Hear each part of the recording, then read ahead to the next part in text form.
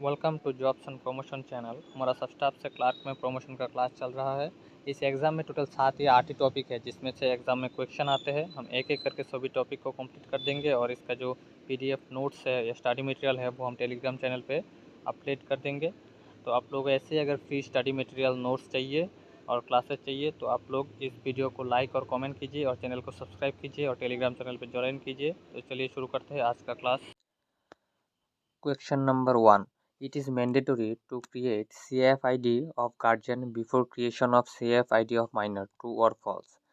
इसमें ये बोला है कि एक गार्जियन का CFID पहले क्रिएट करना होता है एक माइनर के CFID क्रिएट करने से पहले। मतलब अगर कोई माइनर अकाउंट ओपन के लिए आता है तो उसका CFID पहले क्रिएट करने से पहले एक उसका जो गार्जियन है उसका CFID क्रिएट करना पड़ता है। तो ये ट्रू है या फॉल्स है? तो ये सही ऑप्शन होगा ट्रू। फिर क्वेश्चन नंबर 2, वेदर ट्रू और फॉल्स, इसमें ट्रू है या फॉल्स है ये बताइए। An individual can have a single customer ID for all his her account open in various branches of PNB.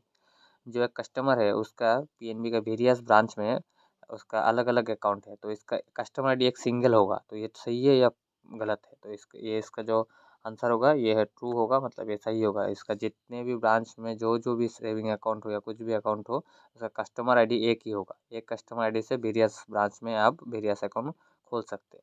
फिर question number 3, will creation of CFID of a minor guardian ID shall be created in dash step। मतलब जो एक minor है उसका CFID create करने से पहले जो गार्जियन है उसका CFID कहाँ पे अटैच करना पड़ता है? उसका CFID अटैच करना पड़ता है जो माइनर टैब है वहाँ पे उसका CFID जो है गार्जियन का वो अटैच करना पड़ता है। ठीक है। फिर क्वेश्चन नंबर 4 में बोला है CFID can be moved from business center group to assistant self try assign self try in bulk। ये ट्रू है या फॉल्स है? हाँ, ये ट्रू है। ये सीआरएम करने से सीआरएम जब करते हैं तब जब सीआरएम वेरीफाई करते हैं तो सेल्फ ट्राई में हमको सब जो है वो बल्क में हम ले सकते हैं। वेरीफाई करने से पहले वही बोला है कि बल्क में हम CFID जो है उसको असाइन करते हैं सेल्फ ट्राई में। ये सही है ऑप्शन। फिर आता है question number 5, CFID is taken by a checker in self try can be to another user using menu option। इसका जो CFID है जो सेल्फ ट्राई में हम बल्क में लेते हैं सीआरएम कर जब करते हैं तब, तो इसका मेन्यू ऑप्शन क्या होगा? इसका मेन्यू ऑप्शन होगा CUST cust state ST at state. ठीक है। फिर question number 6, will creation of CFID of legal entities it is mandatory to capture details of beneficiary owner। जो लीगल एंटिटी है उसका CFID क्रिएट करने से पहले उसका जो बेनिफिशियल ओनर होगा उसका जो CFID है या डिटेल्स है वो कैप्चर करना ज़रूरी है। तो ये सही है या गलत है? सही है। ठीक है। फिर question number 7, will adding beneficial owners incorporate CFID total dash total percentage age of benefits of all the beneficial owners should be captured to 100%। हाँ, ये भी सही है। जो आपको कॉर्पोरेट का किसी भी बेनिफिशियल ओनर है उसका CFID क्रिएट करने से पहले जो उसका बेनिफिशियल ओनर है उसका 100% इक्वल जो बेनिफिट मिलेगा उसका CFID पहले अटैच करना पड़ता है, ऐड करना पड़ता है। ठीक है। फिर क्वेश्चन नंबर 8 में क्या दिया हुआ है? CFID can be suspend in dash solution. जो CFID है वो हम जब सस्पेंड करते हैं तो हम कहाँ पे करते हैं? ये CRM पे करते हैं या कोर सोल्यूशन पे करते हैं? इसका सही ऑप्शन होगा कोर सर्वर पे करते हैं हम। ये CRM पे हम जो CFID है उसको हम सस्पेंड नहीं कर सकते। उसको अगर सस्पेंड करना है तो आपको कोर सर्वर में जाना पड़ेगा। फिर आता है question number 9, what is the menu option for suspend CFID। जो CFID आप सस्पेंड करते हैं कोर सर्वर पे तो उसका मेन्यू ऑप्शन क्या होगा? उसका मेन्यू ऑप्शन होगा कम सच CUMMSUSP कम सच कस्टमर आईडी सस्पेंड। फिर आता है क्वेश्चन नंबर 10 में क्या दिया हुआ है? CFID creation using eKYC authentication is mandatory for the customer willing to able direct benefit transfer through bank account. ये ट्रू है या फॉल्स है? ये ट्रू है। जब हम eKYC से ऑथेंटिकेशन से जो eKYC ऑथेंटिकेशन से हम जो CFID क्रिएट करते हैं कस्टमर का, तो इसमें जो एबल डायरेक्ट बेनिफिट ट्रांसफर होगा तो वो बैंक अकाउंट का वो एबल होगा या नहीं होगा? ये एबल होगा, तो इसका सही ऑप्शन होगा ट्रू। ठीक है। क्वेश्चन नंबर 11 में दिया हुआ है eKYC authentication can be done only if the customer is interested and gives his और हर कॉन्स्टेंट फॉर द सेम। हाँ, ये तो सही होगा। आप eKYC ऑथेंटिकेशन करना चाहते हैं किसी कस्टमर का तो उसका तो कॉन्स्टेंट आपको लेना ही पड़ेगा। उसका जो वो अगर नहीं चाहता तो आप नहीं कर सकते। कस्टमर का जो आपको कॉन्सेंट है वो उसको आप तो लेना ही पड़ेगा। विदाउट कस्टमर कॉन्सेंट आप उसको ई ऑथेंटिकेशन नहीं कर सकते। ठीक है।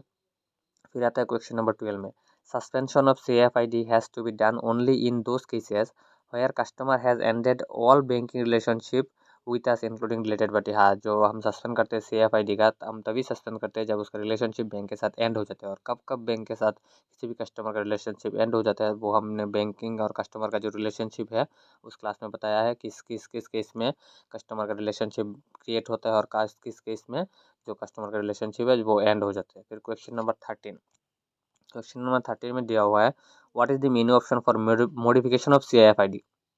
जो CFID है वो मॉडिफिकेशन के लिए हम कहाँ पे जाते हैं, मॉडिफिकेशन के लिए हम CRM में जाते हैं। CRM में जाके इस और ऑप्शन होता है कि एडिट एंटिटी, वो हमको एडिट एंटिटी में जाना पड़ता है CFID अगर मॉडिफिकेशन करना हो तब। फिर question number 14, which out of the following documents is required for creation of CFID of individual customer। एक इंडिविजुअल कस्टमर है जिसका CFID आपको क्रिएट करना है, तो आपको कौन सा डॉक्यूमेंट है जो लेना जरूरी है। तो इसका बहुत ऑप्शन था, जो सही ऑप्शन है वो मैंने लिख दिया एक साथ, ID प्रूफ होगा, एड्रेस प्रूफ होगा, इनकम या प्रोफेशनल प्रूफ होगा, ये सब आपको लेना जरूरी है। ठीक है। फिर आता है क्वेश्चन नंबर 15 में, क्वेश्चन नंबर 15 में दिया हुआ है, CFID rejected by the checker can be amended bye. जो CFID है वो अगर चेकर रिजेक्ट करते हैं तो कौन अमेंडमेंट कर सकते हैं, वो कर सकते हैं मेकर, सिर्फ मेकर जो है वही कर सकते हैं। Question number 16, what is the menu option to enter the GST vendor in the for the first time. तो इसका आंसर होगा VENDORM। इसको फर्स्ट टाइम रजिस्टर करने के लिए उसका ऑप्शन होता है, मेन ऑप्शन होता है VENDORM। ठीक है। फिर क्वेश्चन नंबर 17 में दिया क्या दिया हुआ है, address proof of a customer will be captured in CF under which step. जो कस्टमर का एड्रेस प्रूफ होता है वो हम CF में कहाँ पे टैब, कौन सा टैब में जो है वो ऐड करते हैं, वो उसका ऐड करने का जो टैब है वो होगा जनरल डिटेल्स में, जाके हम आइडेंटिफिकेशन कस्टमर डिटेल्स में जाना पड़ता है।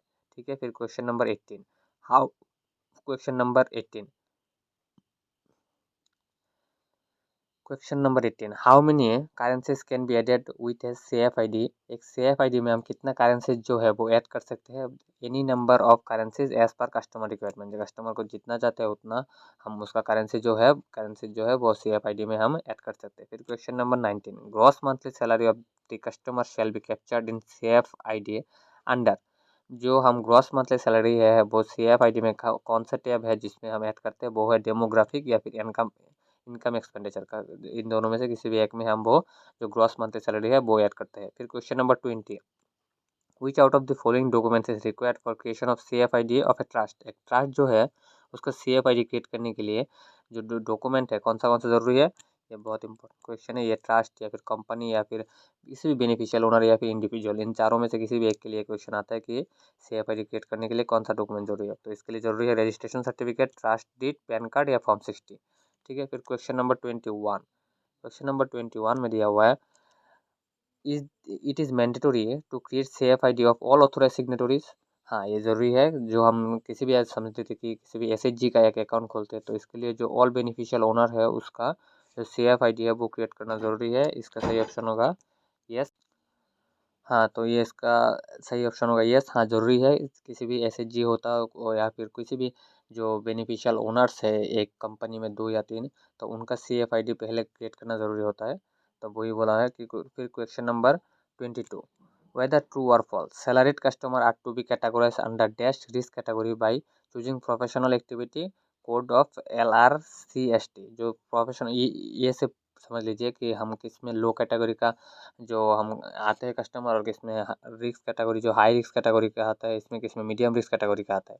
क्योंकि लो रिस्क में आपको 10 साल में एक बार KYC करने से चलता है, मीडियम में 8 साल में, और हाई रिस्क जो कैटेगरी है उसमें 2 साल में एक बार KYC करना पड़ता है। तो इसके लिए अलग से क्लास भी मैंने करवा दिया, 2-3 क्लास पहले जो क्लास है उसमें आप देख लीजिएगा। फिर भी बोल देते हैं जो आपका जो सैलरीड कस्टमर है वो आपका लो रिस्क कैटेगरी में आता है। तो कौन सी कैटेगरी में कौन सा कस्टमर आता है उसका क्लास पहले हो चुके हैं, आप लोग चाहे तो देख लेना। फिर क्वेश्चन नंबर 23, व्हाट इज और are the valid documents code for tax proof of a customer. जो टैक्स प्रूफ है उसके लिए कौन सा वैलिड डॉक्यूमेंट है, पेन देना होता है या फॉर्म 60 देना पड़ता है या फिर ZR TDS हम यूजुअली नहीं देते हैं, फॉर्म कार्ड, पैन कार्ड या फिर फॉर्म 60 देते हैं। फिर question number 24, what is the menu option for opening of FDR from backdate. जो बैकडेट से हम अगर FDR को ओपन करते हैं तो इसके मेन्यू ऑप्शन क्या होगा, MIPBP से हम बैकडेट जो FDR है वो ओपन करते हैं। फिर आता है question number 25, what is the menu option for payment of CGST MSC या फिर NCGTC फ्री। इसके लिए एम चार्ज होगा, एम चार्ज है, हम किसी भी चार्ज जो कलेक्ट करते हैं उसके लिए जो हमारा मेनू ऑप्शन होता है वो होता है M charge, MCHRG। Question number 26, what is the menu option for entering of forms 15G या 15G इन CBS में। CBS में जो हम 15G या 15H ऐड करते हैं उसका मेनू ऑप्शन क्या है, इसका मेनू ऑप्शन है टैक्स EXM, TAX EXM। फिर question number 27, what is the menu option for making lower TDS certificate under certificate 195 या फिर 197, इसका सही ऑप्शन होगा EXMP TDSL। ये बहुत टफ है, ये शायद नहीं आएगा, लेकिन ये बहुत इंपॉर्टेंट है क्वेश्चन नंबर 27, ये देख लेना। फिर question number 28, what is the meaning option to transfer CFID from one SOL to another SOL. ये भी बहुत इंपॉर्टेंट है, स्टार मार्क। जो हम CFID है वो एक सोल से दूसरे सोल में अगर ट्रांसफर करते हैं तो उसका मीनिंग ऑप्शन क्या होगा, CIF TRF से हम एक सोल आईडी को एक सोल कस्टमर आईडी को एक सोल से दूसरे सोल में हम ट्रांसफर करते हैं। फिर क्वेश्चन नंबर 29, क्वेश्चन नंबर 29 में दिया हुआ है, what is the Finacle meaning option to inquiry Finacle 10 menus against old EOBC या फिर यूनिआई मेनू ऑप्शन। जो हम फिनाकल 10 7 था पहले, अभी फिनाकल 10 हो गया, तो फिनाकल 7 का कोई भी मेनू है जिसको अभी फिनाकल 10 में कौन से में ये कन्वर्ट हो गया, वो मेनू को अगर फिनाकल 7 का जो मेनू था उसको अगर फिनाकल 10 में अभी कौन से मेनू में है वो अगर आपको जानना है तो उसके लिए जो मेनू ऑप्शन होगा उसका सही ऑप्शन होगा menu help, MENUHELP, menu help. फिर आता है question number 13, what is the Finacle menu option for providing relaxation in service charges in the account.